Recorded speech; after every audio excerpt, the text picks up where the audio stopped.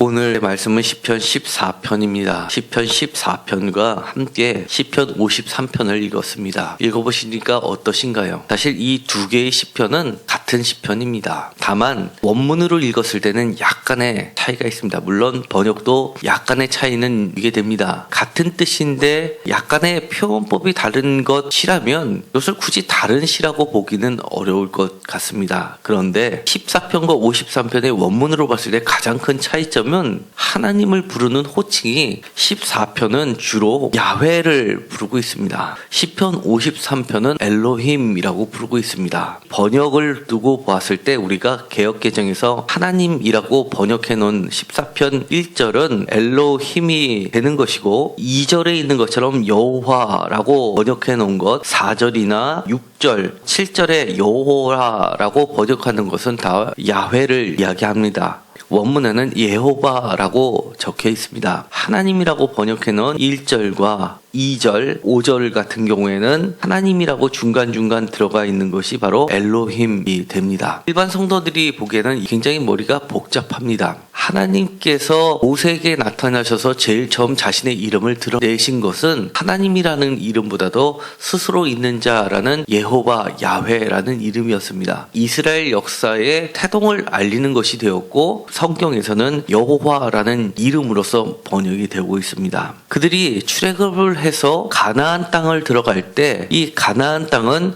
이미 차지하고 있었던 농경을 기반으로 하는 가나안 사람들이 있었습니다. 가나안 신을 근간으로 하는 것들이 바알이었고 바알은 여러 다신 중 하나였습니다. 엘 또는 엘의 복수인 엘로힘, 신들이라는 총칭어를 쓰는 것들이 주로 가나안의 신들이었습니다. 예호바라는 야훼라는 모세의 출애굽 전통을 정착이 아니라 이주하는 목축을 기반으로 하는 이동하는 신, 장막도 언약궤를 메고 다닐 수 있게 이동성을 높인 야훼, 전쟁의 신이 가나안 땅을 차지하고 나서 가나안의 신과 문화적으로 통합을 시키면서 야훼라는 이름 아래 모든 것이 들어가게 되는 겁니다. 가나안 사람들도 야훼를 믿는 이스라엘 사람들의 일원이 되고 그들도 이스라엘 백성 중에 들어가게 돼서 야훼라는 이름과 엘로힘이라는 이름들이 흔히 성경에서 이야기하는 하나님이라는 이름 또는 여호와라는 이름 아래 놓이게 될 것입니다. 역사적 순서로는 야훼라는 이름이 나온 14편이 더 오래된 시고 53편에 있어서 전부 다 하나님이라는 이름으로 불려지게 되는 53편이 후대의 것으로 보이게 되는 겁니다. 두 개의 시편은 사실상 동질적으로는 같은 시라고 보는 겁니다. 명칭을 뺀 나머지 부분들이 히브리어 원문 자체도 매우 동일한 것을 보게 됩니다. 약간의 차이점이 있습니다. 14편을 근간으로 해서 나중에 시대가 거듭하면서 점점점 야훼 신앙이 커지면서 가나안의 바알이나 엘신을 믿었던 모든 사람들도 야훼 신앙으로 통합되면서 하나님이라고 부르게 되면서 갖게 된 시편이 53편이라고 보는 것입니다. 이것에 있어서 가장 중심이 되는 것은 2절에 있습니다. 여호와께서 하늘에서 인생을 굽어 살피시사 지각이 있어 하나님을 찾는 자가 있나 보려 하신즉 이라고 하는 부분입니다. 여호와께서 하늘에 계시지만 땅에 있는 인생들을 굽어서 지각이 있어서 하나님을 찾는 자가 있나 보려 하신다는 것이 중심 내용이 됩니다. 하나님의 입장에서는 하나님께서 인생들을 굽어 살피시는데 반면에 땅에 있는 사람들은 1절에 있는 것처럼 그들의 마음에 이르기를 하나님이 없다 한다는 것입니다. 그래서 이 14편 전체를 보면 14편 1절에 있는 이 내용이 사람들의 생각이 전체의 주제를 이끌고 있습니다. 1절에 있는 것처럼 하나님이 없다 하는 사람들과 반면에 하나님께서는 하나님을 찾는 자가 있나 하나는 부정 하나는 긍정으로 이끌면서 서로 싸우고 있는 형상입니다. 그러면서 여호와께서는 하나님을 찾는 자, 다시 이야기하면 하나님이 있다라고 하는 자들을 찾으신다는 겁니다. 이것을 다른 말로 표현하면 지금 현재 21세기의 교회에서 하는 믿음이 있는 자라는 표현으로도 바꿀 수 있는 겁니다. 왜냐하면 이 하나님이 없다 하는 자들 1절에 나와 있는 이들은 하나님이 기본적으로 그들이 하나님을 믿고는 있지만 하나님의 존재는 믿고 있지만 알고는 있지만 그러나 그들은 하나님이 계시지 않다라고 실제적으로 그들의 삶을 통해서 무신론자의 삶을 살고 있는 자들이기 때문인 겁니다. 그래서 이 14편에서 제목이 다윗의 인도자를 따라 부르는 노래가 54편에서 보면 마스길 해서 교훈시로 바뀌게 되는 겁니다. 좀 더 교훈적인 내용으로 예배시에서 지혜시로 자라는 양상을 보이게 되는 겁니다. 흔히 이렇게 생각할 수 있습니다. 믿음이 있다 없다라는 이야기를 할 때 믿음이 있는 자는 하나님이 계신 것을 믿는 자라고 생각합니다. 14편에서 이야기하고 있는 것은 하나님이 존재한다라는 것을 아는 자가 믿는 자가 아니라 실질적으로 하나님이 계신 것이라고 믿고 사는 자를 이야기합니다. 다른 말로 표현하면 3절에 선을 행하는 자입니다. 5절에 있는 것처럼 두려워하는 자입니다. 두려워하는데 진짜 두려움의 대상을 하나님을 두려워하는 자입니다. 그렇기 때문에 그들은 하나님이 두렵기 때문에 하나님이 심중에 귀하게 생각하는 것들을 행하는 자들입니다. 4절에 죄악을 행하지 않는 것, 하나님의 백성들을 떡 먹듯이 먹지 않는 것, 또는 6절에 있는 것처럼 가난한 자들을 부끄럽지 않게 하는 것, 이런 삶들을 사는 모든 것들이 그들의 이야기하는 믿음의 삶이기도 하면서 하나님이 계시다라고 믿고 있는 자들의 삶이기 때문입니다. 반대로 이야기하면 하나님께서 이렇게 하지 않는 자들을 한마디로 무지한 자라고 이야기합니다. 죄악을 행하는 자는 지식적으로 똑똑하냐 똑똑하지 않냐가 아니라 단 하나, 하나님을 아느냐 모르느냐라고 묻고 있는 겁니다. 하나님을 안다면 1절에 있는 것처럼 하나님이 없다 할 수 없다는 겁니다. 하나님이 계시기 때문에 하나님을 두려워하기 때문에 그들은 부패할 수가 없고 행실이 가증할 수 없다는 겁니다. 지각이 있기 때문에 무지하지 않기 때문에 지각이 있고 지각이 있기 때문에 하나님을 찾게 된다고 2절에서 이야기하는 겁니다. 그런 자들에게 하나님께서 이렇게 이야기하십니다. 7절에 이스라엘의 구원이 시온에서 나기를 원하더라. 여호와께서 그의 백성을 포로된 곳에서 돌이키실 때에 야곱이 즐거워하고 이스라엘이 기뻐하리로다 라고 이야기를 합니다. 구원을 이야기합니다. 구원은 하나님이 주시는 하나님의 임재입니다. 이런 구원의 역사가 펼쳐지는 것 5절에 중요한 이야기를 합니다. 지금 우리들이 하는 질문과 같습니다. 하나님이 계시다라는 것을 어떻게 하면 알 수 있습니까? 하나님의 임재를 어떻게 알 수 있습니까? 한마디로 이야기하면 5절에 있는 것처럼 의인의 세대에 계신다라고 하는 겁니다. 하나님은 어디에 계시냐 하면 저 멀리 하늘에 계시기 때문에 우리들 사는 삶 가운데 있는 분이 아니고 하나님이 없다 하는 자들에 대해서 아니다.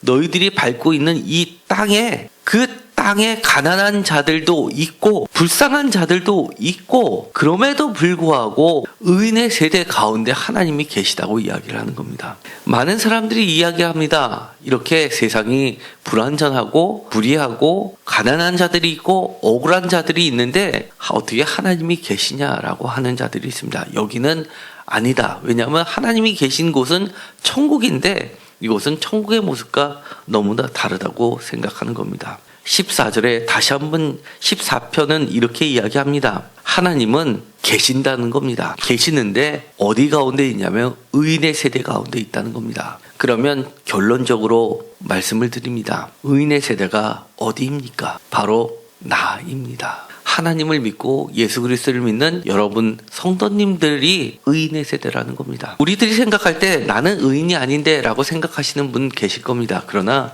약속의 자녀인 우리들은 우리들의 행실하고는 우리들의 삶하고는 다소 차이가 날지는 모르지만 하나님께서 의롭다라고 칭해 주셨기 때문에 의인의 세대에 들어가는 겁니다. 시편 14편을 2016년도에 설교를 한 적이 있었습니다. 로마서를 할 때였습니다. 로마서 3장입니다. 사실 이 로마서는 매우 어려운 신약 성서 중에 하나입니다. 다른 곳보다도 구약이 가장 많이 인용되는 곳이기도 합니다. 로마서 3장에 보면 특별히 9절, 10절, 11절, 12절에 보면 시편 오늘 읽었던 14편이 인용되고 있습니다. 10절에 기록된 바라고 하면서 각 주에 보면 그 니음부터 시작해서 시편 14편 이하, 시편 53편 1절 이하, 디귿에는 시편 5편 9절, 리을에는 시편 140편 3절, 미움에는 시편 7절, 비읍에는 이사야서 59장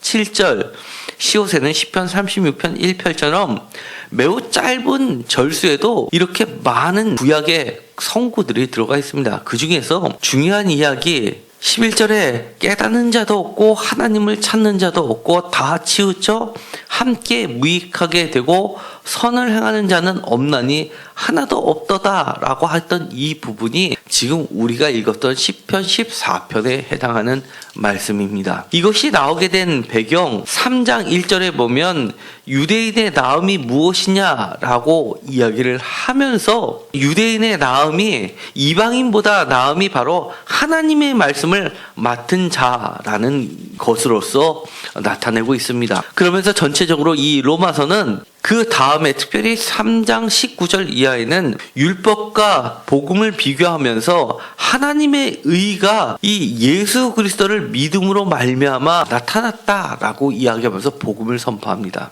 그들이 이야기하는 것 하나님이 없다라고 하는 그 무리들 가운데에는 하나님이 없는 것이 아니라 믿음이 없었던 겁니다. 이런 비슷한 이야기가 예레미야서 5장에도 나오고 있습니다. 예레미야서 5장 우리가 거의 6개월에 걸쳐서 예레미야서를 했습니다. 예레미야서 5장 1절을 잠깐 보도록 하시겠습니다. 예레미야서 5장 1절에 너희는 예루살렘 거리로 빨리 다니며 그 넓은 거리에서 찾아보고 알라.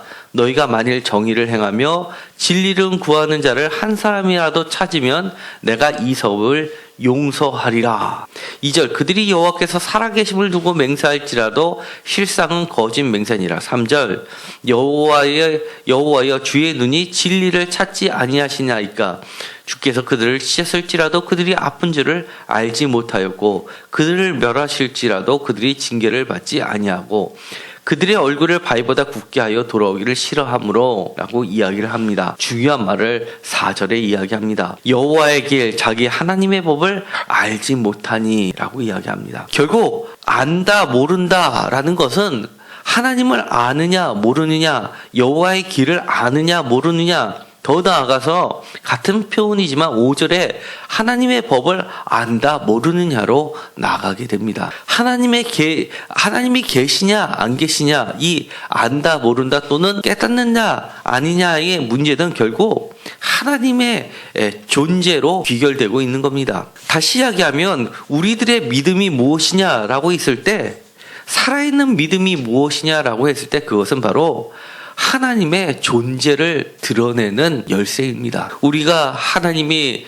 여기 계십니다 라고 복음을 전한다 라고 하는 것은 우리의 삶이 하나님이 계시다라는 것을 증거하는 삶이 되는 겁니다. 그렇기 때문에 하나님께서는 이렇게 이야기를 하는 겁니다. 너희들이 말로만 하나님을 안다 또는 지식적으로만 하나님이 있다라고 하는 것은 거짓말이라고 하는 겁니다. 시편 14편에서 끊임없이 이야기하는 것은 정말로 하나님을 아느냐라고 묻는 것입니다. 다시 처음으로 돌아가서 오늘날의 교회의 표현으로 이야기하면 너희들이 진짜 믿음이 있느냐라고 묻는 것과 마찬가지인 겁니다. 오늘도 이곳에 나오신 성도님들께서 우리의 삶 가운데서 직장 가운데서 사업장 가운데서 하나님을 계시다는 것을 증명해 보이는 귀한 성도님들이 되시기를 바랍니다. 하나님이 있다라고 말로만 떠드는 많은 무리들 그러나 삶이 하나님이 없다라고 증명하고 다니는 그들에게 우리가 말로는 많이 하나님을 전하지는 못한다 하더라도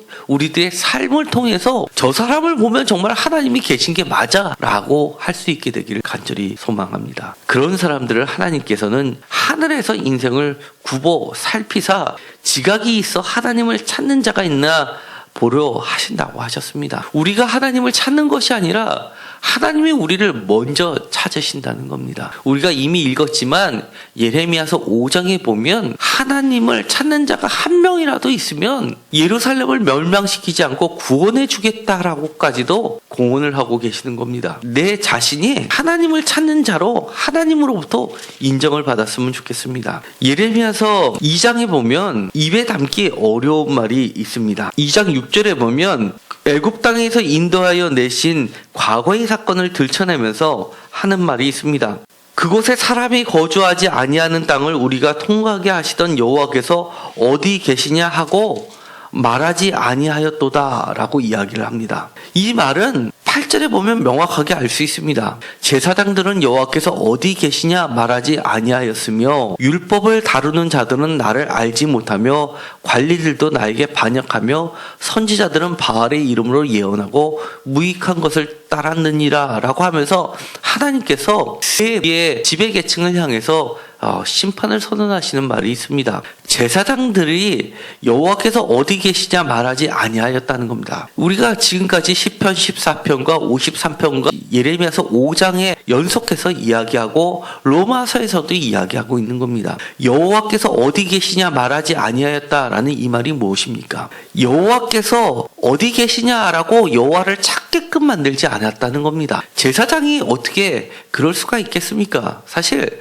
제사장이라는 직분은 오늘날의 목회자라고 쳤을 때 목회자들은 하루에도 최소한 새벽 예배 그리고 주일 같으면 주일 예배, 1부 예배, 2부 예배, 오후 예배 이렇게 하더라도 하루에도 여러 번씩 하나님을 부르는 자들입니다. 그런데도 불구하고 구약의 제사장들은 제사를 그렇게 수없이 지내면서 상번제라고 아침과 저녁을 제사를 올리면서도 여호와께서 없다라고 말했겠습니까? 그렇지 않은 겁니다. 여기서 이야기하는 것은 진정으로 여호와를 찾게끔 안 만들었다는 겁니다. 다른 말로 표현하면 시편 14편의 말로 이야기하면 그들의 삶을 통해서 보면 하나님이 안 계신 게 분명한데 라고 사람들이 느끼게 했다는 겁니다. 다시 시편 14편으로 돌아가겠습니다. 하나님을 찾는 자라고 하는 것은 제가 서두에 말씀을 드렸던 것처럼 하나님을 두려워하는 자입니다. 하나님이 우리 눈에 보이지 않지만 내 바로 앞에 계신 것처럼 두렵고 떨리기 때문에 하나님이 지금 나와 함께 계신 것처럼 내가 행동할 수밖에 없다는 것을 이야기하는 겁니다. 그렇기 때문에 이 시편 14편은 끊임없이 처음부터 끝까지 진정한 믿음에 대해서 다시 한번 우리를 거듭나게 하고 있는 겁니다. 우리 마음에서 하나님이 없다라고 하는 순간 우리의 삶은 달라집니다. 실질적인 무신론자가 되는 겁니다. 하나님은 있지만 내 삶에 개입하지 않으시고 내가 지금 어떤 행동을 하더라도 하나님은 지금 당장 벌하는 것이 아니라고 생각한다면 실질적으로 우리의 행실이 2절에서 이야기하는 것처럼 하나님께서 가증하다라고 이야기하게 된다는 겁니다. 가증하다라는 표현은 원문은 오싹하게 만든다 라고 되어 있습니다. 하나님께서 우리의 행동들을 보면 우리들의 실제적인 삶의 모습을 보면 깜짝 놀라시면서 온몸이 오싹오싹하면서 하나님이 오히려 무서워 떠신다는 것을 이야기하는 겁니다. 어떻게 저럴 수가 있지? 어떻게 저럴 수가 있지? 라고 하신다는 겁니다. 다시 한번 실질적으로 하나님이 계시다는 것을 우리의 삶을 통해서 다른 사람이 알게 되는 축복이 임하게 되기를 간절히 소망합니다. 기도하고 마치기로 하겠습니다. 하나님, 세상 사람들은 하나님을 믿지 않는 사람들도 하나님이 계시지 않다고 생각하고 있고 또한 교회에 나오는 사람들조차도 실질적으로는 하나님이 없다라고 그렇게 다른 사람이 알게끔 살고 있는 시대에 살고 있습니다.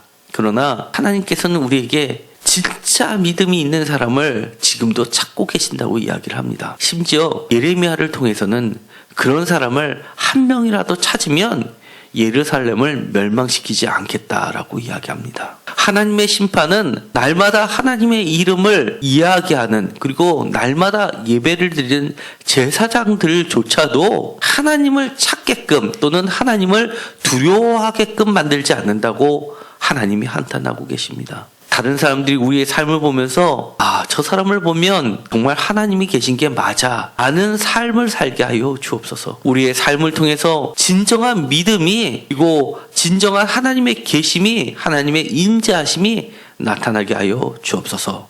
예수 그리스도의 이름으로 기도드렸습니다. 아멘.